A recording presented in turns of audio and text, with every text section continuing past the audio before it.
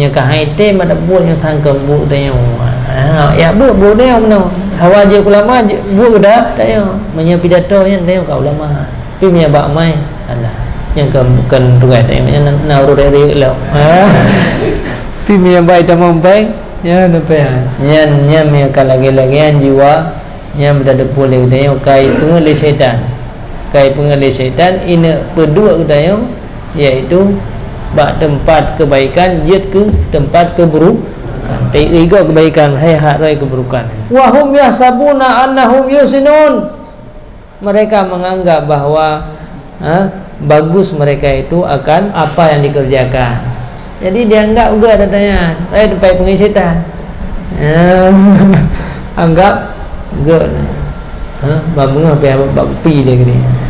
lama-lama awal lagi orang tidak pegah ada ya pegah ada lagi atau kedai mumpat pegah habis apa habis hotel ya hanya detik kalanya pegah contoh lah rukuk berarea abu-abu awal gara-gara rukuknya je gabung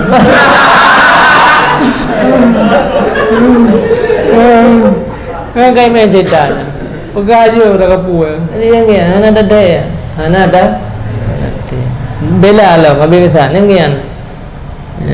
alladzina yahsabuna annahum yusinuna alladzina dhalla sa'yuhum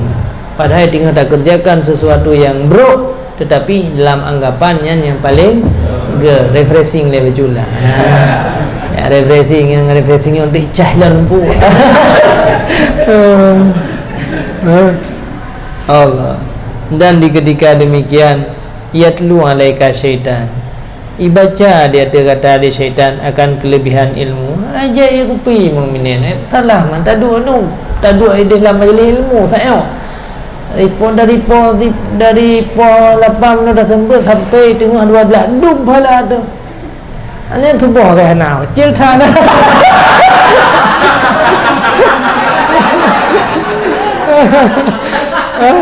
apa pukul syaitan tubuh kan hanga sebab apa dia mah kena main internet di aneh di tengah 12 kan tengah 12 sampai subuh kan nak salah tengah kata tahqiq kitab pula yang ni baca syaitan malah lah tak lah yang gong syaitan betul kata buat perai tu puji kolot gue yang bang kolot hana otot do terbelakangan hana apa pakai ya hana ego hana depu ya hana depan banget hana depan banget memang lagi mah sebab roh hana pokoknya tambah haji syaitan